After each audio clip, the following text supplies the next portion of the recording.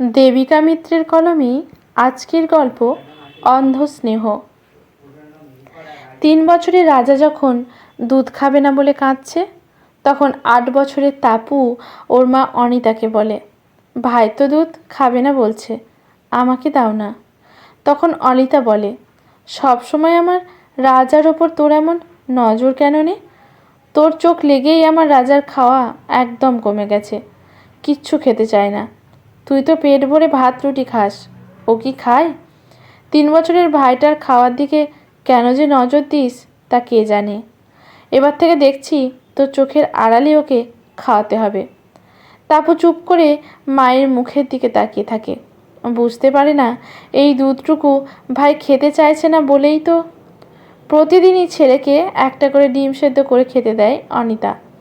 একদিন তাপু চেয়েছিল ভাইয়ের থেকে, সেটা দেখে অনিতা তাপুর গালে একটা চড় মেরে বলেছিল, আমার হাজামারা ছেলেটাকে তুই দেখছি বাঁচতে দিবি না। আমার তো ওই একটাই ছেলে, আমার বংশের প্রদীপ। কত পুজো আচ্ছা সাধ্য সাধনা করে এই ছেলেকে পেয়েছি, তাকে একটু ভালো মন্দ খাওয়াবো না? তুই কেন চোখ দিস রে? তাপুর বাবা দয়াল বাবু বলেন, তা মেয়েটাকেও তো এক আধ দিন একটা করে ডিম দিতেই পারো নাকি? ওরও তো খেতে ইচ্ছে হয়। কত আর বয়স হয়েছে যে ওর সাথে এমন করছো? ওর কি বোঝার বয়স হয়েছে? এমন করো যেন তুমি ওর সৎ মা। বলেই মেয়ের চোখের জল মুছিয়ে দিয়ে মেয়েকে বলেন, কাঁদে না মা, কাল আমি নিজের হাতে তোকে ডিম সেদ্ধ করে দেব। অনিতা বলে ওঠেন, মেয়ে মানুষের এত লালসা ভালো নয়। শ্বশুরবাড়ি যেতে হবে, এটা মনে রেখো। ওখানে যে খুব ভালো ভালো খাবার পাবে তা কোনো ঠিক নেই। এখন থেকেই বরং অভ্যাস করুক। তাছাড়া আমার ছেলেটাকে তো আগে খেতে দেব না কি? সব সময় ভাইয়ের খাবারের দিকে চোখ দিয়ে বসে আছে। দয়ালবাবু বলেন, মানুষ অভ্যাসের দাস। শ্বশুরবাড়িতে কষ্ট পেলে ও সইতে পারবে না বলে এখন থেকে মহড়া দেওয়ার কি আছে? তুমি যদি সেটাই চিন্তা করো, তাহলে এখন থেকে ছেলেকে যা খেতে দাও, মেয়েকেও তাই দাও। এখানেও কষ্ট করবে, আবার শ্বশুরবাড়িতে গিয়েও।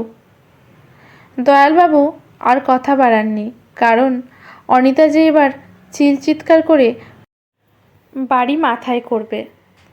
উনি নিজেই বুঝতে পারেন না মেয়ের সাথে কেন এমন করে। নিজেও তো একজন মেয়ে। তাহলে সেবার পুজোতে অনিতা রাজার জন্য 4 দিনের 4টা জামা প্যান্ট কিনে, কিন্তু তাপুর জন্য একটা। তাই দেখে তাপু কান্নাকাটি জুড়ে দেয়। অনিতা মেয়ের কানটা মুলে দিয়ে বলে, জামা প্যান্ট নিয়েও ভাইয়ের সাথে হিংসা করবি? তোকে বিদায় করতে পারলে বাঁচি। নিজের ইচ্ছা আর চেষ্টায় তাপু পড়াশোনা করে যায় আর ভালো রেজাল্ট করে ক্লাসে ওঠে। তাপু পড়াশোনাতে বেশ ভালোই হয়েছে। ভাইকে তাপু খুব ভালোবাসে। রাজাকে তাপুই পড়াশোনা দেখিয়ে দেয়। রাজার একদম পড়াশোনায় মন নেই, দিনরাত খেলে আর বন্ধুদের সাথে আড্ডা মারে। তাপু কিছু বলতে গেলেই অনিতা ঝাঁপিয়ে পড়ে তাপুর ওপর, বলে, তোর তাতে কী রে? রাজা এখন ছেলে মানুষ, ওর তো এখন খেলাধুলা করারই বয়স। ঠিক সময়ে ও ঠিক পড়াশোনা করবে। অনিতার প্রশ্রয়ে রাজা যেন বাঁধন ছাড়া হয়ে গেছে। দিদিকে ভালোবাসে, তবে একটু একলা সেরে হয়ে গেছে। মায়ের থেকে জোর করে টাকা পয়সা নিয়ে দোকান থেকে এটা ওটা কিনে এনে নিজে একাই খায়। একবারও দিদিকে বা মা বাবাকে দেয় না। কিন্তু তাপু কিছু কিনে আনলে ভাইকে দেয়, বাবার জন্য রাখে, মাকেও দেয়। সেদিন তাপু কলেজ থেকে ফেরার সময় দেখে রাজা একটা গাছের আড়ালে বন্ধুদের সাথে বসে গল্প করছে আর সিগারেট টানছে। তাপু ওখান থেকে রাজাকে টানতে টানতে বাড়িতে এনে বকাবকি করে বলে, তোর কত বয়স হয়েছে যে সিগারেট টানবি? কেন ওদের সাথে মিশিস? তোকে বারণ করেছি না ওদের সাথে কথা বলবি না? অনিতা সব কথা শুনতে পেয়ে রাজাকে শাসন না করে তাপুকেই বকাবকি করে বলে, কেন বলতো? তুই আমার ছেলেটার পিছনে পড়ে থাকিস? ওকে ওর মতো থাকতে দে না। তাছাড়া এই বয়সের ছেলেরা এমন একটু আধটু বিড়ি সিগারেট টেনেই থাকে, তাতে এমন কিছু মহাভারত অশুদ্ধ হয় না। তাপু বলে, মা তুমি একই বলছো? ভাই যে কাজটা করছে তাতে তো ওরই ক্ষতি হবে। তুমি আমার ওপর রাগ করে কিন্তু ভাইয়েরই ক্ষতি করছো। এরপর ওকে আর সামলাতে পারবে না, এই বলে দিলাম। অনিতা বলে, আমার ছেলেটাকে তুই অভিশাপ দিচ্ছিস? তোর যে ওর ওপর এত কিসের রাগ তা কে জানে। দয়ালবাবুর কথা যেমন অনিতা পাত্তা দেয় না, তেমন রাজাও। তাপু বোঝে বাবার কষ্টটা, তাই তাপু চেষ্টা করে চাকরি করে বাবার কষ্ট লাঘব করতে, বাবার পাশে দাঁড়াতে। কেটে যায় আরও কয়েকটা বছর। তাপু পড়াশুনো শেষ করে, বাড়ির সামনে একটা বাচ্চাদের স্কুলে পড়ায়। খুব একটা বেশি মাইনে পায় না, তবে তার থেকেও বাবাকে সাহায্য করে ও। তবে অন্য জায়গায় অন্য চাকরির চেষ্টা করছে। রাজা এখন অনেক বড়, কিন্তু পড়াশোনায় খুব ফাঁকিবাজ।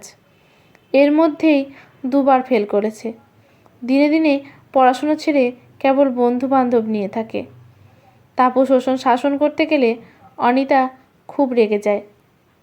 একদিন দয়ালবাবুর থেকে টাকা চাইলে উনি দিতে রাজি না হলে রাজা তর্ক আরম্ভ করে দেয়। এমন সময় বাবাকে রাগ করে ঠেলে দেয়। তাপু বাবাকে ধরে ফেলে, না হলে সেদিন একটা মারাত্মক ঘটনা ঘটে যেতে পারত। বাবা টাকা পয়সা না দিলেও মায়ের কাছে ঠিক পেয়ে যায়। সেদিন তাপু আর দয়ালবাবু সন্ধ্যের পর বাড়িতে ফিরে এলেও রাজার দেখা নেই। রাত বাড়তে থাকে। তাপু একটু বেরিয়ে ওর খোঁজ করে, কিন্তু দেখতে পায় না। রাত 10টা নাগাদ রাজা একেবারে মদে চুর হয়ে টলতে টলতে বাড়ি ফেরে। দয়ালবাবু ওকে বকাঝকা করলে রাজা বাবার মুখে মুখে কথা বলে, তেড়ে তেড়ে মারতে যায়। অনিতা তখনও ছেলেকে শাসন না করে ওদেরকেই চুপ করতে বলে।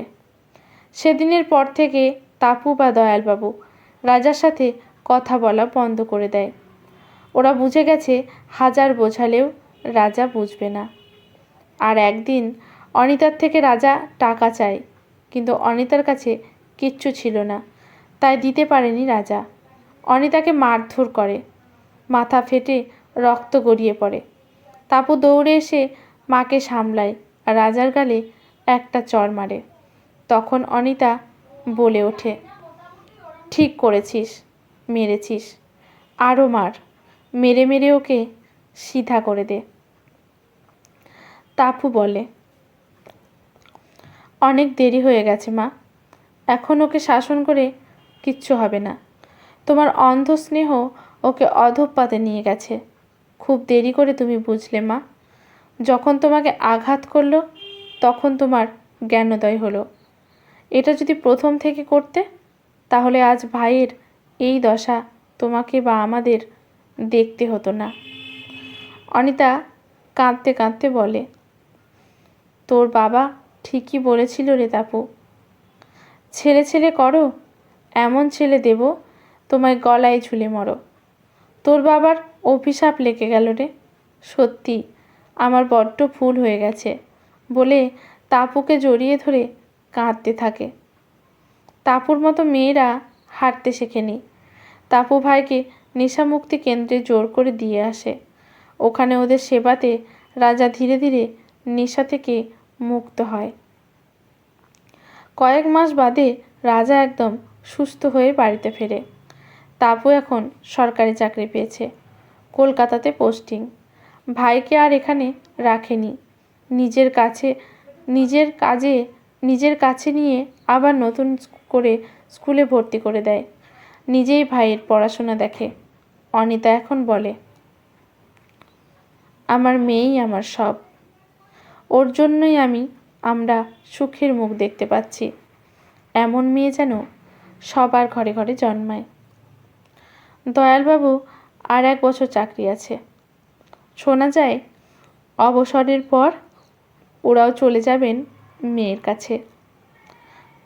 আজকের গল্পটি এখানেই সমাপ্ত।